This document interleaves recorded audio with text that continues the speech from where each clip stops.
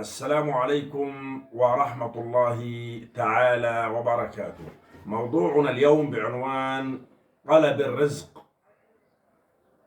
لا يخفى على أحد ما يعانيه الشباب في غزة على وجه الخصوص من أحوال معيشية صعبة نتيجة عوامل متعددة نتج عنها في المحصلة النهائية البطالة والفقر، فقد بلغ الفقر فيهم مبلغه. وكما تعلمون المقولة التي نسبها البعض إلى أمير المؤمنين علي بن أبي طالب، ونسبها غيرهم لأمير المؤمنين عمر بن الخطاب: لو كان الفقر رجلا لقتلته.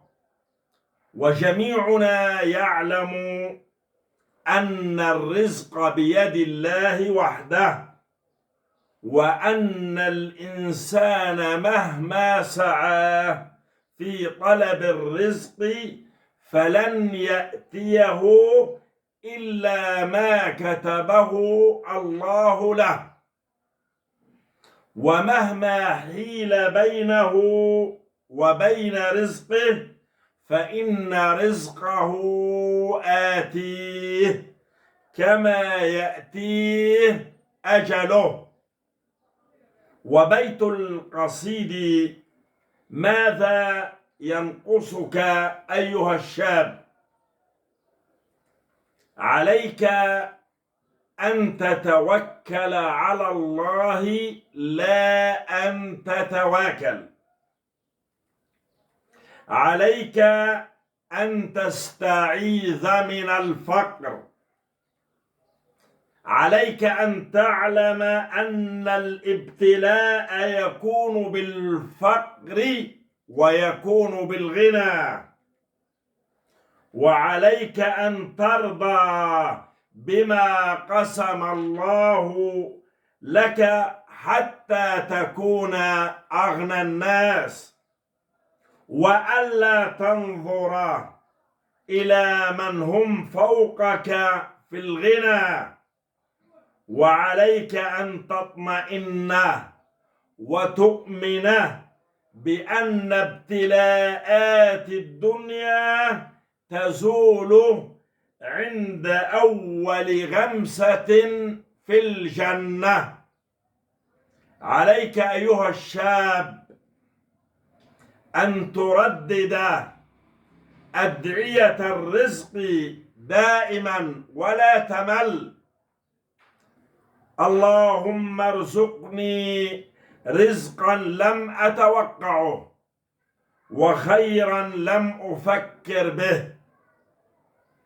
وكذلك ردد هذا الدعاء: اللهم أنت الرجاء ومنك العطاء وإليك الدعاء، أسألك يا جواد يا غني يا كريم أن تحفظني مع أناس أحبهم فيك.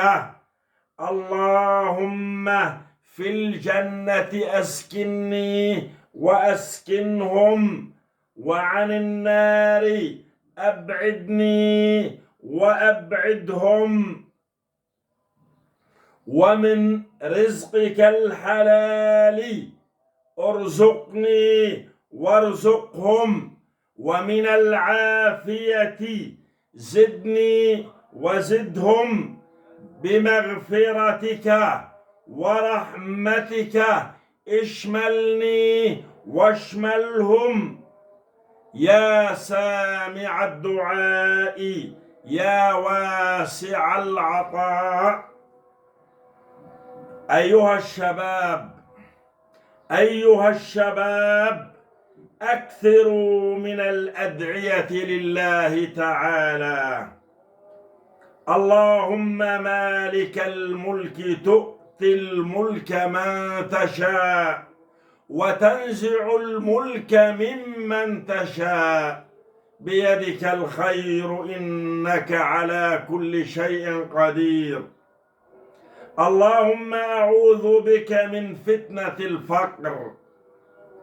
اللهم إني أعوذ بك من الفقر والدين. اللهم أعطني من واسع كرمك. اللهم أعطني من واسع كرمك رزقا حلالا من غير كد.